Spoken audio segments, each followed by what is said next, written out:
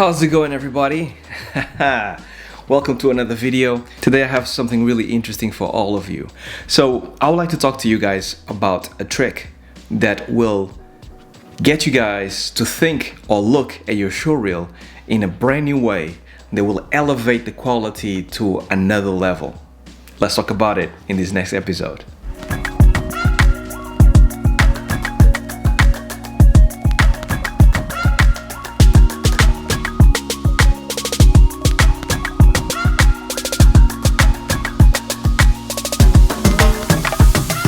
Right, so my name is Harvey Newman. I like to share my passion for animation here in this channel with all of you.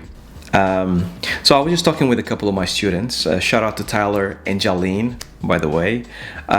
They were asking me a very deep question that I think I should share with all of you. We just wrapped up a month of workshop. If you guys haven't checked it out yet, make sure to check out my animation workshop. It's really fun. I have a lot of fun with my students, and I feel like my students take a lot from it because it's a one-on-one workshop. So we get through a lot in about a month or 3 months or a week or whatever people decide that they want to tackle on. We get through a lot, right? So Jalene and Tyler specifically, they both had a month workshop, right? So Tyler wants to be an animator for VFX or film, and Jalene wants to be a gameplay animator. Now, both animators are incredibly talented, and I think they're both gonna break through the industry at some point very soon, and I wish them all the best, and I hope they can get a job fairly soon. But they both had a similar question about show reels, right?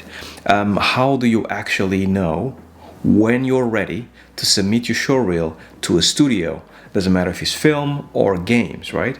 And that's a very interesting question because as many topics as I've covered here in this channel, including show reels, I don't think I actually ever got to the bottom of like when you should submit your show reel to whatever dream place that you want to work in. Now, I think this is the time that we should talk about it because the advice that I gave them, I think, applies to everybody. Now, first and foremost, whenever you put your show reel together, it doesn't matter if it's games or film, you should make sure that actually caters to whatever industry you need to go to, right? So if it's film, make sure that if you actually want to get into film, like Pixar or DreamWorks, you get acting shots in.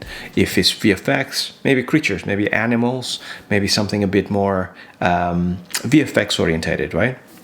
And then if you actually want to get into games, obviously gameplay, logic, thinking systematically, animation, all that stuff, right? Things that I've talked before. Make sure to check out my videos because I have a few videos on, especially in gameplay, on how to submit your show reel and what kind of things you need to put inside your show reel if you actually want to apply for gameplay.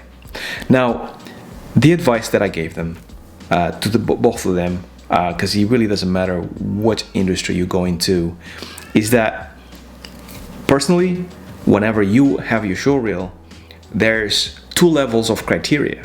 There's your own and there's the studio criteria, right?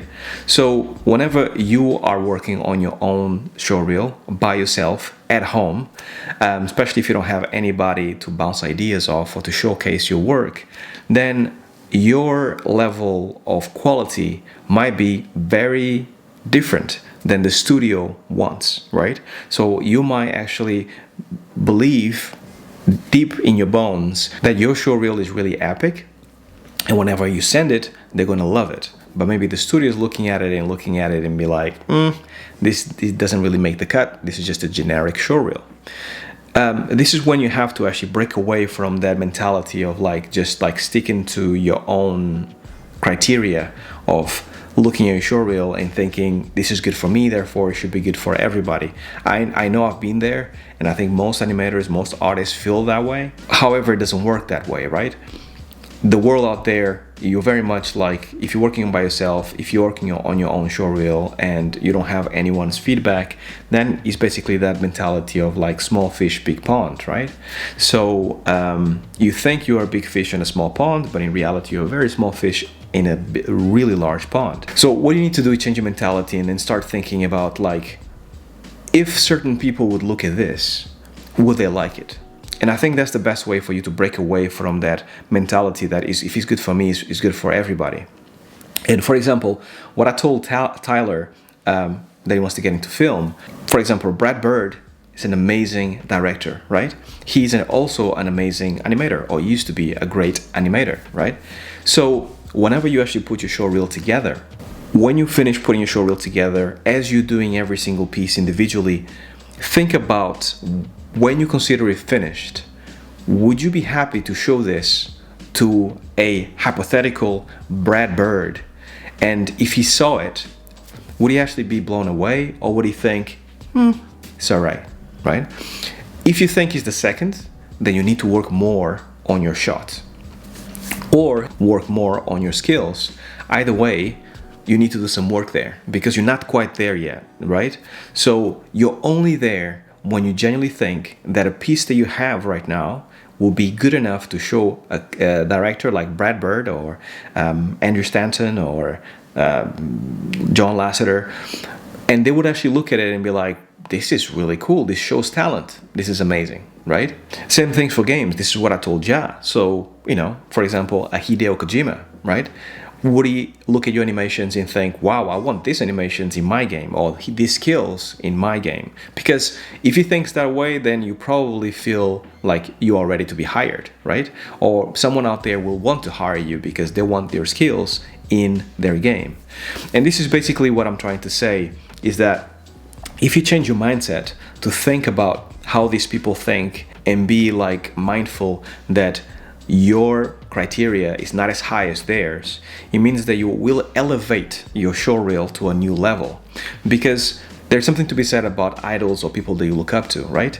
They're like, in your mind, they are way better than they actually are, because you kind of like see them as like, this is the epitome of animation, right? So because in your mind you already think this guy is amazing, there's no one better than this guy, like Brad Bird, right? There's no one better than this guy in directing animation, in like animation and eye for animation. Therefore, I would like to see my work to be good enough for him to look at it and be like, this is amazing. It could be Glenn Keane, could be anybody that you look up to, but it needs to be somebody that you actually kind of like look up to, because it's only at that point that you kind of look at it and be like, this is not good enough, right? So it doesn't matter if it's games or film, whatever you have your show reel ready, whenever you feel like you're getting to the end of your show reel and you think it's pretty much ready for you to submit it, always do that. Always make sure that you look at your work almost from like a secondary perspective from somebody else, and then that somebody else, which is somebody that knows a lot about whatever, about animation in this case, looks at that work and thinks, is it good? Is it bad? Is it great? Is it unique? Can it be original? Is it original, right? What stands out? Is this the same thing as every other show reel? If you start seeing those things from that perspective, I think you'll break away from your mindset of actually being stuck on, my criteria is the best, and if I like it, it's great, right? That's a very good way of seeing it. I know that for sure. I had that for a while because my mentor at the time that I was actually animating, Jason Ryan, he was an animator in DreamWorks, and because I genuinely had to show him my work, so for me it was all about not wasting his time. So I will only show my work to him when I would think Jason would like this. And then at that point I would actually send him an email and be like, Jason, what do you think of this? And 9 times out of 10, I guarantee you that even though you think it's going to impress somebody, that person is going to be like, it's all right. And this is why it's so important for you to actually kind of like think about it that way, because even though you think that your level is going to be super high, especially as a new animator, an animator that hasn't worked professionally, I guarantee you that the level of the person that you're actually thinking or like idolizing, that level is higher than you can possibly think right now. And when they will look at your work, they'll be like, it's great, I can see potential, I want to hire him, but at the same time, there's a lot of work to be done there, right? We need to actually make sure that he learns some more skills. There's a few gaps there. There's a few things, techniques that he needs to learn. So let's bring him in. He shows potential. Let's bring him in and then make him better.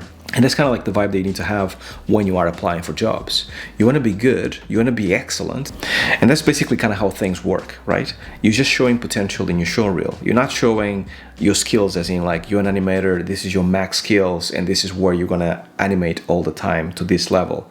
You're just showcasing potential. And this is what people will see in your show reel. It's going to be potential. So think about it that way. I think it will help you a ton. I think it definitely helped out on Tyler and Ja whenever they were talking about their show reels and when they will be ready. So whoever you look up to, make sure that you keep that person in mind as you work through your reel. It will help you a ton. It helped me, and I'm pretty sure it'll help you. That's all I had for this week, guys. Until next, stay well, stay safe. Peace.